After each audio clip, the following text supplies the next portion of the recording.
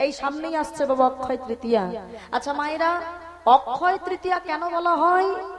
বলছে বৈশাখ মাসের শুক্লা পক্ষের তৃতীয়া তিথিকে বলা হয় অক্ষয় তৃতীয়া। আচ্ছা অক্ষয় কথাটা কেন বলা হলো মনে রাখবেন মা। ওই অক্ষয় তৃতীয়ার দিনে আমরা যদি কেউ পাপ কর্ম করি সেটা যেমন অক্ষয় হয়ে থাকবে, আর আমরা যদি কেউ পুণ্যের কর্ম করি সেটাও তেমন অক্ষয় হয়ে থাকবে। হ্যাঁ, ওই দিনে মনে রাখবেন মায়েরা, যত বেশি পারবেন পূজার্চনা করবেন, ভগবানের শাস্ত্র অধ্যয়ন করবেন, ভাগবত গীতা পাঠ অধ্যয়ন করবেন, যত করবেন সেগুলো সব অক্ষয় হয়ে থাকবে। বাবা অনেকে মনে করে অক্ষয় তৃতীয়ার দিনে কি হয়েছিল, অনেক লীলা আছে, অনেক কাহিনী আছে, এমনি এমনি নয়। ওই অক্ষয় তৃতীয়ার দিনে সত্য যুগেরও সূচনা হয়েছিল বাবা। মৎস্য পুরাণে বলছে কত কটা কাহিনী দেখুন বাবা অক্ষয় তৃতীয়া নিয়ে। এমনকি পদ্ম পুরাণে বলছে ওই অক্ষয় তৃতীয়ার দিনে ত্রেতা যুগেরও সূচনা হয়েছিল। হ্যাঁ মাইরা, ওই অক্ষয় তৃতীয়ার দিনে ভগবান একটা শস্য সৃষ্টি করেছিল যেটাকে বলা হয় জব, কিছুটা গমের মতো দেখতে। তাই আপনারা যদি মনে করেন ওই দিনে আপনারা সবাই জবান্ন তৈরি করে বা জবের পায়েস তৈরি করে ভগবানের চরণ দিতে পারেন বাবা, তাহলে ভগবান সন্তুষ্ট হন। শুধু তাই নয় মায়েরা, কয়েকদিন পরেই হবে রথযাত্রা, তাই তো? ওই রথযাত্রাটা কি মাসে হয়? আষাঢ় মাসে। তাহলে রথযাত্রার জন্য কোন কোন রথ বের হয়? জগন্নাথ, বলরাম, সুভদ্রা। এই যে তিনজনের যে রথযাত্রা যেটা শুরু হয় বাবা, এই তিনজনের যে রথের যে নির্মাণ কার্য, এটাও নির্মাণ কার্যটা শুরু হয় ওই অক্ষয় তৃতীয়ার দিন থেকেই। শুধু তাই নয় মা, ওই অক্ষয় তৃতীয়ার দিনে আমরা যে মহাভারত যে অধ্যয়ন করি, মহাভারতের যে এত কথা শুনি, এই মহাভারতটা পর্যন্ত বলেছিলেন কে মা? যিনি বলেছিলেন তিনি হলেন স্বয়ং ব্যাসদেব। আর যে লিখে গিয়েছিলেন, লিপিবদ্ধ করেছিলেন, সেটা আর কেউ নয় বাবা, সে হলো আমার গণেশজি, গণেশ ঠাকুর। তা যেদিন থেকে সূচনাটা শুরু হয়েছিল মহাভারত, সেটাও কিন্তু অক্ষয় তৃতীয়ার দিনে। শুধু তাই নয়, মা গঙ্গা দেবী তিনি যে মর্তে এসেছিলেন, এই মর্তে যে তিনি আসলেন, এই মর্তে এসেছিলেন বাবা ওই অক্ষয় তৃতীয়ার দিনে। যে গঙ্গার জল ছাড়া আমাদের শুদ্ধ হই না, আমরা পূজার্চনা করতে পারি না, এই অক্ষয় তৃতীয়ার দিনে তিনি মর্তে এসেছিলেন। কেন? কারণ স্বয়ং ভগীরথ তার সগর রাজার 60,000 বংশধরকে উদ্ধার করবেন বলে মা গঙ্গাকে তিনি আহ্বান জানিয়েছিলেন। আর মা গঙ্গা তিনি কৃপা করে এই মর্তের মাটিতে নেমে আসলেন। সেটা কোন দিন? ওই অক্ষয় তৃতীয়ার দিনে। শুধু তাই নয় বাবা, এই অক্ষয় তৃতীয়ার দিনে একটি অক্ষয় পাত্র পেয়েছিল কে জানেন? যুধিষ্ঠির, ভীম, অর্জুন, নকুল, সহদেবের ভিতরে যে বড় ভাই ছিল যুধিষ্ঠির, সে সূর্যদেবের তপস্যা করেছিল। কখন? যখন 1 বছর তারা অজ্ঞাতবাসে ছিল, তখন সূর্যদেব কৃপা করে যুধিষ্ঠির মহারাজকে একটি অক্ষয় পাত্র দিয়েছিল। যে অক্ষয় পাত্রে একটা শর্ত ছিল। কি বিশেষত্ব? একটা বিশেষত্ব হলো ওই পাত্র থেকে আপনি সারা দিনে যতবার খাবার চাইবেন সমগ্র বিশ্ববাসীকে খাবার দেওয়া যাবে, খাবার কখনো ফুরাবে না। কিন্তু হ্যাঁ, সারা দিনের ভিতরে দ্রৌপদী যদি একবার ওই পাত্র থেকে যদি খাবার গ্রহণ করে ফেলে, তাহলে সারা দিনের ভিতরে ওই পাত্রে আর খাবার পাওয়া যাবে না, তার পরের দিন আবার পাওয়া যাবে বাবা। এই যে পাত্রটা পেয়েছিল, সেটাও পেয়েছিল কিন্তু ওই অক্ষয় তৃতীয়ার দিনেই বাইরা। শুধু তাই নয়, ওই অক্ষয় তৃতীয়ার দিনে আপনারা একটা ঘটনা খুব ভালো জানবেন। দ্রৌপদীর বস্ত্র হরণ হয়েছিল, দুঃশাসন দ্রৌপদীকে বস্ত্র হরণ করেছিল। আর দ্রৌপদী তখন একবার কাতর আহ্বান করে দুটি বাহু উত্তোলন করে যখন বলল, কোথায় প্রাণপতি, একবার দেখা দাও। ভগবান বস্ত্রের উপর বস্ত্র জুগিয়েছিলেন। প্রথমে বলেছিল জগৎপতি, তখনও ভগবান কৃপা করে দেখা দিলেন না। যখনই বললেন কোথায় প্রাণপতি দেখা দাও, ভগবান বস্ত্রের উপর বস্ত্রটা ঝুঁকিয়ে দিয়েছিলেন। আর যে ঘটনাটা ঘটেছিল এই লীলাটাই, সেটাও ছিল বাবা এই অক্ষয় তৃতীয়ার দিনে। তাই মনে রাখবেন বাবা, আমরা যখনই এই অক্ষয় তৃতীয়ার দিনে, শুধু তাই নয়, আমরা মনে করি কুবের হলো ধনকুবের, ওই যে ধনকুবের যে কোষাধ্যক্ষ পেয়েছিল ভোলানাথের কাছে প্রার্থনা করে, সেটাও কিন্তু বাবা এই অক্ষয় তৃতীয়ার দিন। তাই অক্ষয় তৃতীয়ার দিনে অনেকে লক্ষ্মী নারায়ণ পূজা করে থাকেন, বৈভব লক্ষ্মীর পূজা করে থাকেন। তাই আপনাদের বলবো, অক্ষয় তৃতীয়াটা আপনারা পালন করবেন। সেই দিন সকালে স্নান করে ভগবানের প্রসাদ লাগিয়ে আপনারা সুন্দর করে তার সেবার ব্যবস্থা করবেন। এই অক্ষয় তৃতীয়ার দিনে তাহলে আমরা সমস্ত নিয়ম কার্য পালন করব। কেন করব? কেন করব না, আমাদের অক্ষয় তৃতীয়ার দিনে এত নিয়ম কার্য আমরা পালন করি যাতে ভগবানের চরণ সান্নিধ্য আমরা পেতে পারি। হ্যাঁ গো মায়েরা, তাহলে বলছে কি আসলে ভগবানের চরণ সান্নিধ্য আমরা পাই ঠিকই। হ্যাঁ গো মায়েরা, আমরা এত কিছু পাই, এত কিছু করি, তবু আমাদের দুঃখ পিছন ছাড়ে না। কেন বলেন তো? ভগবানের এত নাম করছি, নাম শুনছি, এত নাম দেখছি, তবু আমাদের কষ্ট পিছন ছাড়ছে না। কেন জানেন? আমরা চাইতে জানি না। আমরা চাইতে জানি? চেয়েছিলেন কে মায়েরা? বলি রাজা। আমরা চাইতে জানি না। এই যে মন্দিরে আপনারা সবাই প্রণাম করেছেন, ও মায়েরা করেছেন? হ্যাঁ গো বাবা, প্রণাম করেছেন। তাহলে গোপীনাথের চরণে যখন প্রণামটা করেছেন, এখানে যে এত ভক্ত আছেন, একজন অন্তত হাত তুলে দেখেন তো, কে বলেছেন, কোন ভক্ত বলেছেন যে ঠাকুর আমি তোমাকে চাই? দেখেছেন? কেউ বলিনি। সবাই বলেছে ঠাকুর আমরা সবাই, আমাদের চাওয়াটা কেমন? তুমি আমার বাড়ি দাও, আমার গাড়ি দাও, আমার ছেলে দাও, মেয়ে দাও, সুখ দাও, শান্তি দাও, টাকা দাও, পয়সা দাও, শুধু দাও আর দাও। একবারও ভুল করে বলিনি ঠাকুর আমি তোমাকে চাই। দেখেছেন? আমরা চাইতে জানি না বাবা, তাই আমাদের এত দুঃখ। চেয়েছিল বলি রাজা, বলি রাজার দরজার সামনে ভগবান গিয়েছিলেন বামন অবতারে, মানে বেটে ব্রাহ্মণ হয়ে। যখনই গিয়ে দাঁড়ালেন, সঙ্গে সঙ্গে বলি রাজা আমার যজ্ঞ থেকে উঠে আসলেন। বলুন কি চাই? ভগবানকে দেখে চিনতে পারলেন না, ভগবান এসেছে বামন হয়ে, বেটে ব্রাহ্মণ হয়ে। বলুন কি চাই? ও মায়েরা, যেই বলেছে বলুন কি চাই, সঙ্গে সঙ্গে বাবা ভগবান বুঝতে পারলেন তোমার মনে আসলে বিরাট অহংকার। বলি রাজা সবার দরজায় ভিখারি আসে, তাই বলে ভিখারিকে কেউ কখনো বলে না বলো কি চাই। কি বলেন মায়েরা? কিন্তু তোমার মনে অহংকার। বলি রাজা আমি যা চাইব তুমি আমায় তাই দিতে পারবে? কেন পারবো না? আপনি জানেন আমি কে? আমি হলাম বলি রাজা, স্বর্গ মর্ত পাতাল ত্রিভুবনের মালিক আমি। আচ্ছা বেশ, ভগবান বললেন তাহলে আপনি আমার দিকে তাকান। হ্যাঁ, আমি হচ্ছে এইটুকু। আমি যদি এইটুকু হই, ও মায়েরা ভগবান তো বামন হয়ে গেছে, বেটে ব্রাহ্মণ। আমি যদি এইটুকু হই, আমার পা গুলো নিশ্চয়ই ছোট ছোট। কি গো, এই ছোট্ট ছোট্ট পায়ে মাত্র 3 পাত ভূমি তুমি আমায় দাও। ও বাবা, যেই বলেছে সঙ্গে সঙ্গে, যেই বলেছে 3 পাত ভূমি দেবে, বলি রাজা বলে বসলো কিছু মনে করবেন না। আপনি যেমন খাটো, আপনার বুদ্ধিটাও তেমনি খাটো। কার কাছে কি চাইতে হয় আপনি এখনো শেখেননি, আপনি এখনো জানেন না। বলি রাজা আমাকে ওইটুকু দিলেই যে সন্তুষ্ট। সঙ্গে সঙ্গে চোখ বন্ধ করে বলে বসলেন আমি আপনাকে দিলাম দিলাম দিলাম।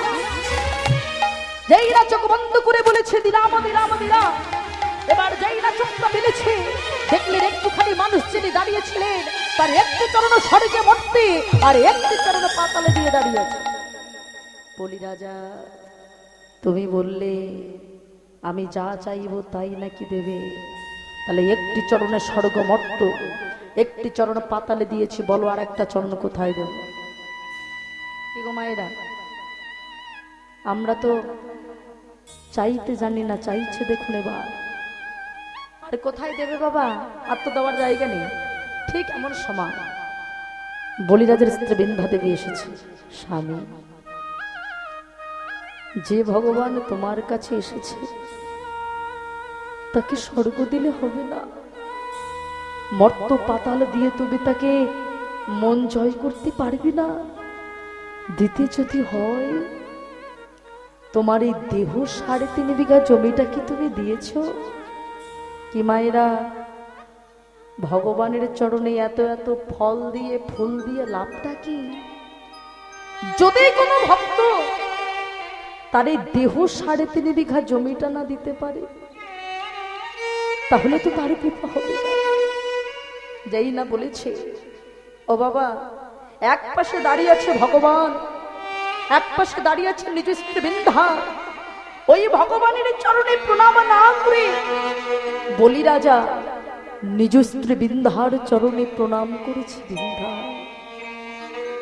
কেবা পুত্র কেবা পিতা, পত্রী কেন নয়, যাহা হইতে কৃষ্ণ ভক্তি সেই তো গুরু হয়। ও গোবিন্ধা, আজ আমি জেনেছি কৃষ্ণ প্রেমে কাকে বলে, কৃষ্ণ ভক্তি কাকে বলে। বিন্ধ্যা গো, তুমি না হলে তো আমি জানতে পারতাম না। ও বাবা, নিজ স্ত্রী বিন্ধ্যার চরণে প্রণাম করেছে মায়েরা।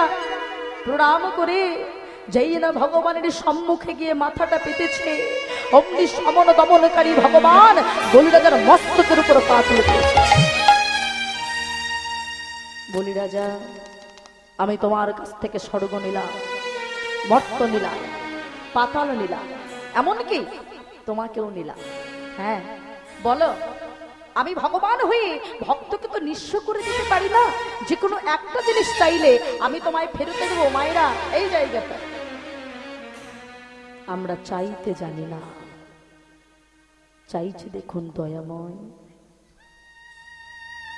আমি তোমার কাছে যা চাইবো তুমি আমায় তাই দেবে। কেন দেব না বলেই দেখো দয়াময়। তবে স্বর্গ নয়, মর্ত নয়, পাতাল নয়, চাইতে যদি হয়, এ জগতে যাকে এত সহজে পাওয়া যায় না, এই জগতে যাকে টাকা দিয়ে পাওয়া যায় না, ওগো দয়াময়, চাইতে যদি হয়, আমি শুধু তোমাকে চাই। হৃদয় গৌর হরি। মানুষের কি সময় আছে বাবা? সারাক্ষণ আমাদের নিজেদেরকে নিয়ে ব্যস্ত আমাদের সময়। কোথায় সময় আমাদের? আমাদের সময় নেই। কিন্তু এই যেমন বললাম অক্ষয় তৃতীয়ার কথা, এটা যেমন আমাদের পালন করতে হয়। আমরা যেমন চড়ক পূজা পালন করলাম, ঠিক তেমন সামনে আমাদের আসছে, এই যেমন কয়েকদিন পরেই দেখুন জামাই ষষ্ঠী হয়ে যাবে। জামাই ষষ্ঠীতে মেয়েরা ভাবতে কোথায় বাপের বাড়ি ছোটা দরকার, আর এদিকে ছেলেরা ভাবতে কোথায় আমার তাড়াতাড়ি এখন শ্বশুর বাড়ি যাওয়া দরকার। এই জামাই ষষ্ঠী আমরা পাগল হয়ে ছুটোছুটি করি, কিন্তু একবারও মনে হয় না যে একবার নবদ্বীপ বৃন্দাবন আমাদের যাওয়াটা একটু দরকার। তবে এই জামাই ষষ্ঠী যে পালন হয় মায়েরা, আমরা মনে করি জামাই ষষ্ঠী মানে ভালো ভালো ভুরি ভোজ মনে হয় আমাদের খাওয়া দরকার, আর এইটাই মনে হয় আসল কথা। জামাই ষষ্ঠী কিন্তু এইটাই কিন্তু আসল নিয়ম নয়। একটুখানি শুনে নেন, জামাই ষষ্ঠী এটাই আসল নিয়ম নয়। কেন?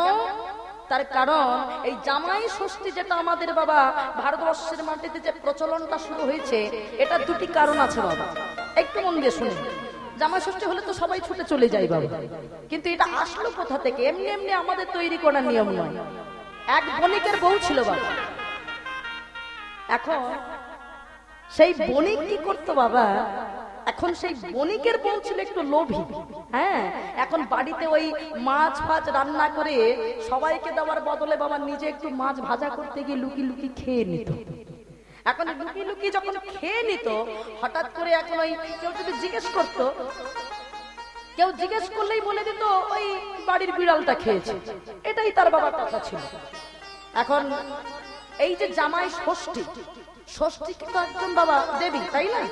যখন ছোটবেলায় সন্তানদের আমরা বলি না ষষ্ঠী পুজো করা হবে, একজন দেবী। তাহলে মা ষষ্ঠীর বাহনটা কে?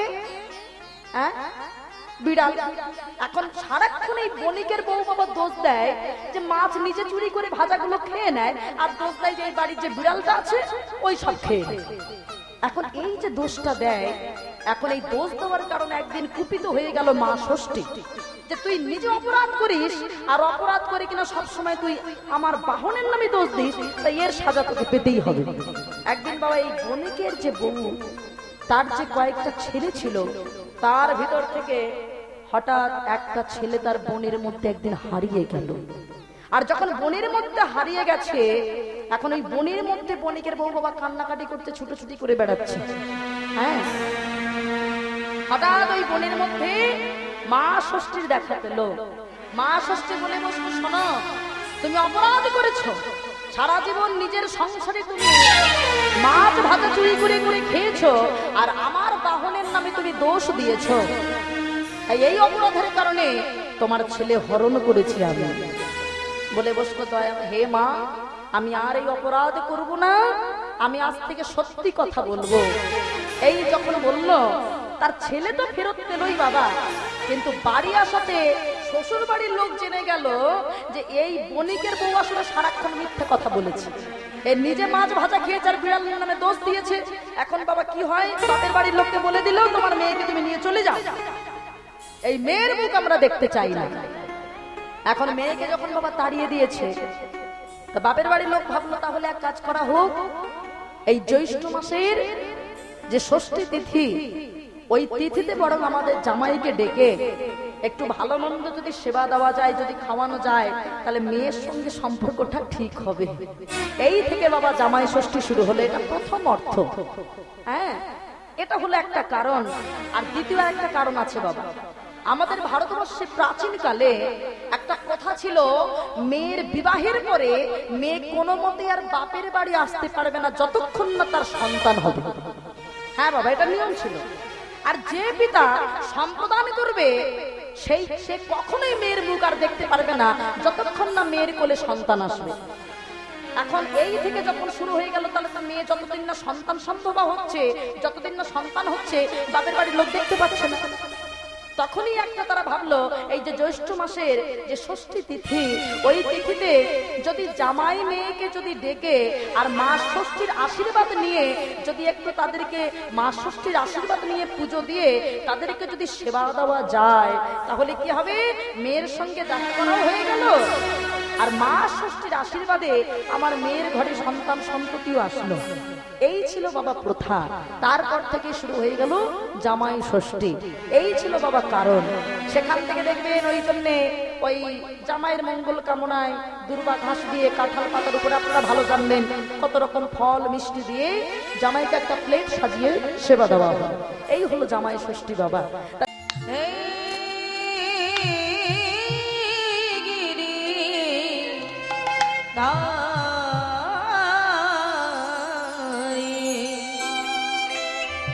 বনচারী মনোহরে ললিত ত্রিভঙ্গে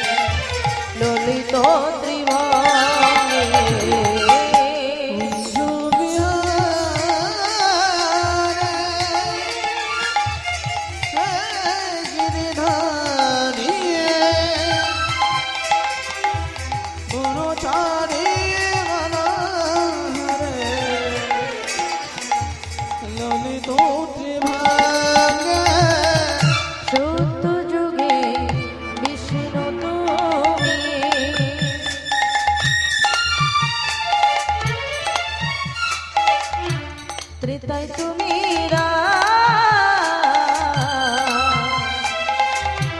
দাপুরিতে কৃষ্ণ তুমি নব ঘন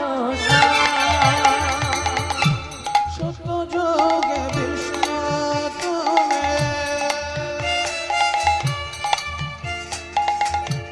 হৃদয় মোরা তাপনে শ্রীকৃষ্ণ তুমি নবঘন সত্য যুগে বিষ্ণু তুমি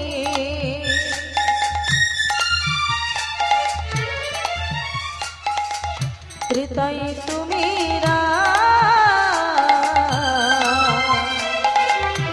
দাপুরিতে কৃষ্ণ তুমি নব ঘন সত্য যোগে বিষ্ণু তুমি ত্রেতায় মোরা তাপনে শ্রীকৃষ্ণ তুমি নবঘন এই কলিতে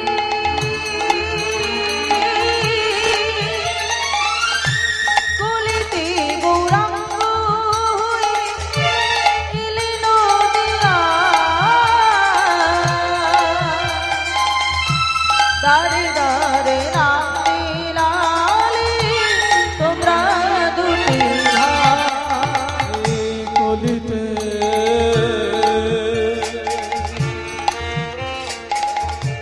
কলিতে গৌরাঙ্গ হয়ে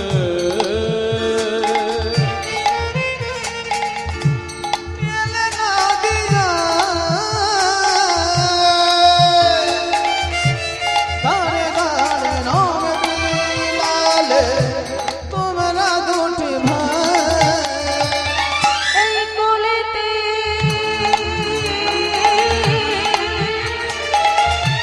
কলিতে গৌরাঙ্গ হয়ে এলেন নদিয়া দারে দারে নাম দিয়ালে তোমরা দুটি ভাই কলিতে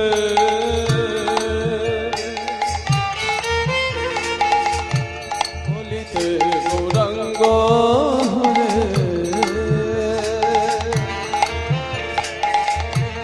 এলে নদিয়া দারে দারে নাম বিলালে তোমরা দুটি ভাই ভজরা ভজসা ভজরা ভজসা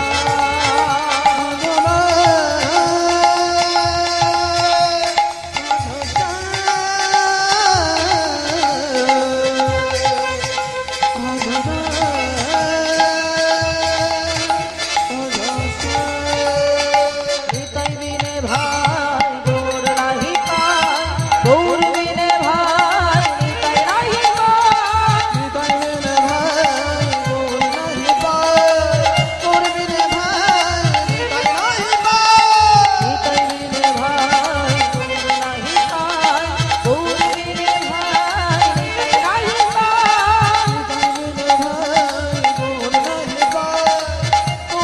ভাই নিতাই নাহি পায় হে কৃষ্ণ করুণা সিন্ধু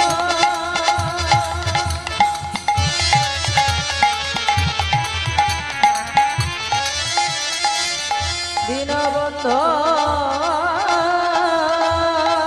জগৎপতি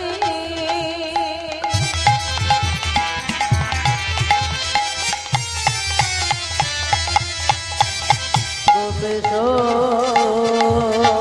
গোপিকা কান্ত রাধাকান্ত নমস্তুতে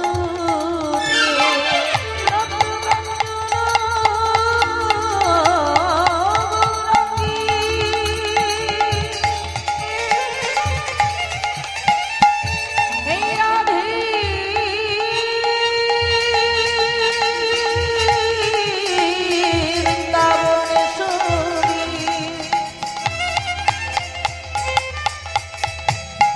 केशवारसत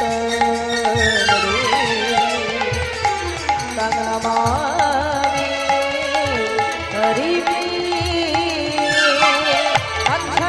अक्षगलपतुर्भश्च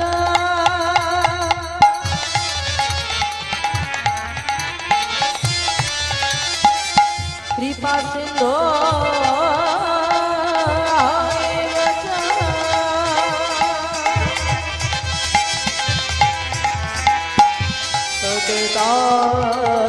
पाप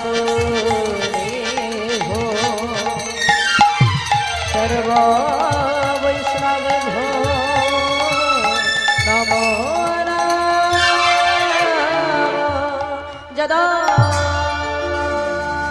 हि धर्मस्य ग्लानिर्भवति भारत अभूर्धानं धर्मस्य तदात्मनां सृजमः परित्राणाय साधूनां विनाशाय च दुष्कृतं धर्म संस्थापनार्थाय सम्भवामि युगे युगे या देवी सर्वभूतेषु शक्तिरूपेण संस्थिता नमस्तस्मै नमस्तस्मै नमो नमः या देवी सर्वभूतेषु मातृरूपेण संस्थिता नमस्तस्मै नमस्तस्मै नमस्तस्मै नमो नमः या देवी सर्वभूतेषु बुद्धिरूपेण संस्थिता नमस्तस्मै नमस्तस्मै नमस्तस्मै नमो नमः या देवी सर्वभूतेषु शक्तिरूपेण संस्थिता नमस्तस्मै नमस्तस्मै नमस्तस्मै